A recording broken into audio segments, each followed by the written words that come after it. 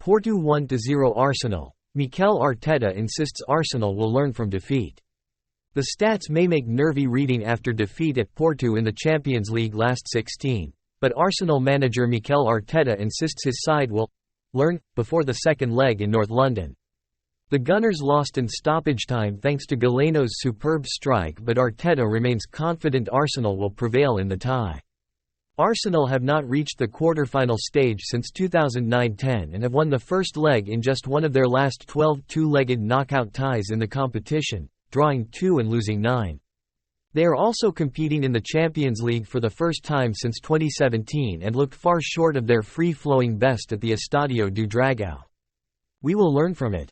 Now it is clear, it is half-time," said Arteta. "If you want to be in the quarter-finals you have to beat your opponent, and that will be the purpose and the plan." Arsenal's record-signing Declan Rice is confident fans will see a different team next month at Emirates Stadium. "I think it's about keeping our heads.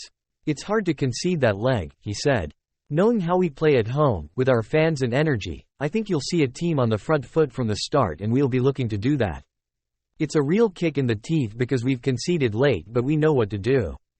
Arsenal lacking a goalscorer? Former forward Theo Walcott, who scored 108 goals in a 13-year spell at Arsenal, was on BBC Radio 5 Live for the game and spoke about the need for a prolific goalscorer. "We were speaking about the squad depth that Arsenal have before the game," he said. But now looking back, does Mikel Arteta trust the players outside of that starting 11? He only made one substitution tonight.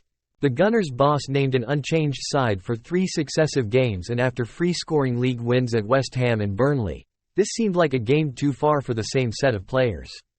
It was a rare off night for Arsenal's attack as they failed to register a shot on target in a Champions League match for only the second time on record since 2003-04, previously doing so away to Barcelona in the last 16 in March 2011.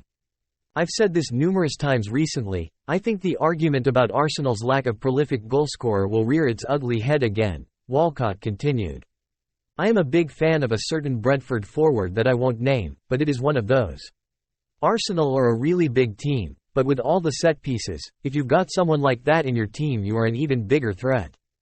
Arsenal have been linked to Brentford forward Ivan Toney, who is out of contract at the end of next season. Playing with the handbrake on. Former Arsenal defender Martin Keown described the defeat as a sucker punch for Arsenal on TNT Sports. "Maybe it comes down to experience.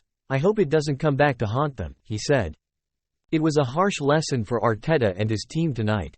The handbrake was on a little too much. Was that inexperience? They need to hold that hurt now. Porto contained Arsenal. That is Champions League football.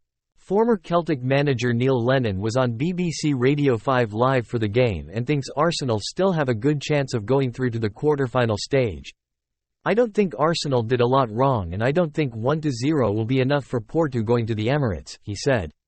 "At 0-0 there is always that potential for a deflection or a wonder goal like we've seen tonight. It was a wonder strike from Galeno. The ultimate smash and grab, but Porto won't care. That is Champions League football." Walcott also remained positive about Arsenal's ability to advance. "These ties aren't won over one leg. I am confident that given Arsenal's overall form at the moment and the atmosphere in the Emirates, they will still be able to go through quite